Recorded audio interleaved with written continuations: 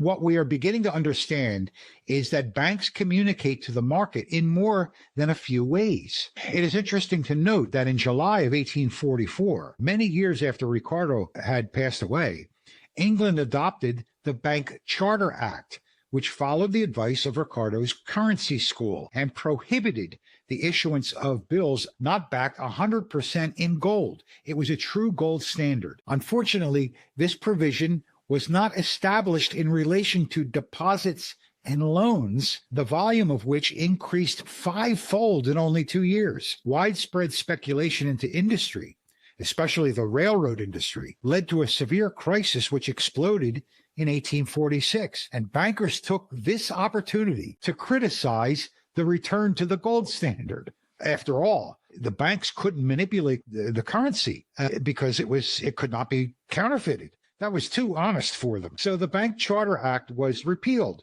Many decades later, Ludwig von Mises and Murray Rothbard both professed that it was not the central doctrines of the currency school that were at fault, but only the error regarding the differences between notes and deposits. Nevertheless, the fact that the banking system failed so soon after the currency reform made it appear as though the gold standard itself was at fault, and that restricting the central bank's ability to manipulate currency by enforcing the gold standard could only lead to economic disaster. In other words, they lied completely about what they were looking at.